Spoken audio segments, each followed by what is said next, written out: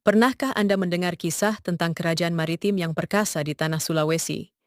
Sebuah kerajaan yang menguasai perdagangan rempah-rempah dan memiliki armada laut yang tangguh. Ya, itulah Kesultanan Makassar.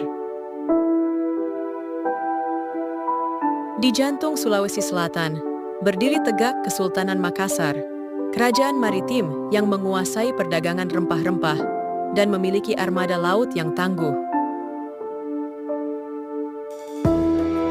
Sultan Hasanuddin, pemimpin yang bijaksana dan pemberani, memimpin Kesultanan Makassar menuju puncak kejayaannya.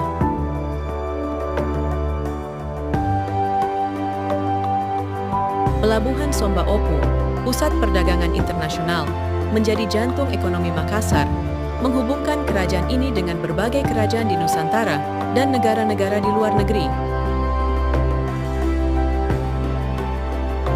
Namun, kedatangan VOC, perusahaan dagang Belanda, membawa angin perubahan yang mengancam.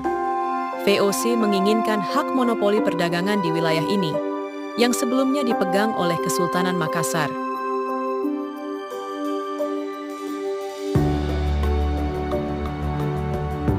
Sultan Hasanuddin, dengan tekad bulat, menolak permintaan VOC. Ia bertekad untuk mempertahankan kedaulatan dan kejayaan Kesultanan Makassar.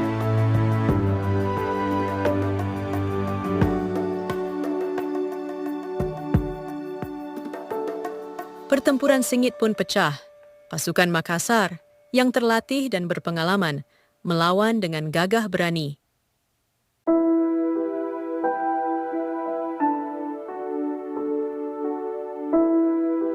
VOC melakukan blokade terhadap pelabuhan Somba Opu, yang menyebabkan kerugian besar bagi ekonomi Makassar.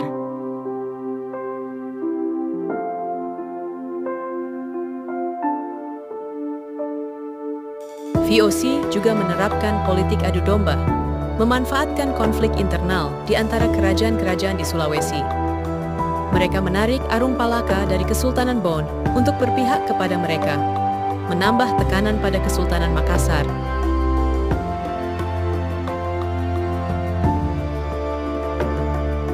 Meskipun gigih melawan, Kesultanan Makassar akhirnya takluk kepada VOC. Sultan Hasanuddin, pemimpin yang gagah berani, ditawan dan diasingkan ke Batavia.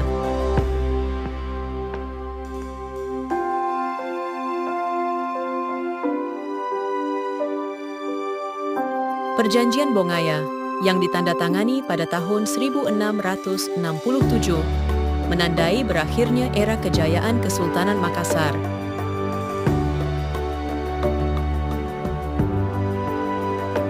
Kesultanan Makassar kehilangan wilayah, kekuasaan, dan kedaulatannya. Mereka mengalami pelemahan ekonomi dan pengaruh politik.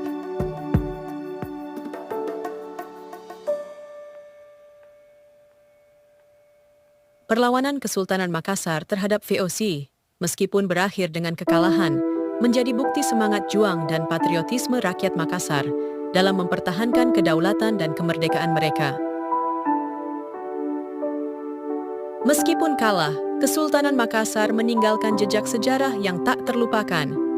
Warisan budaya dan semangat juang mereka terus menginspirasi generasi penerus di Sulawesi Selatan dan seluruh Indonesia.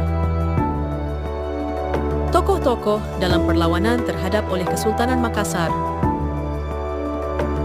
Sultan Hasanuddin, ayam jantan dari timur.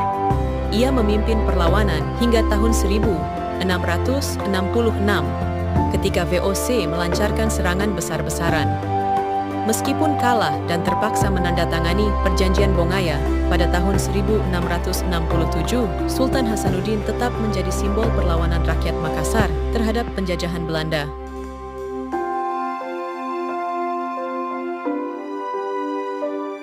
Arung Palaka adalah seorang bangsawan dari Kerajaan Bon yang menjadi sekutu penting Kesultanan Makassar dalam perlawanan terhadap VOC.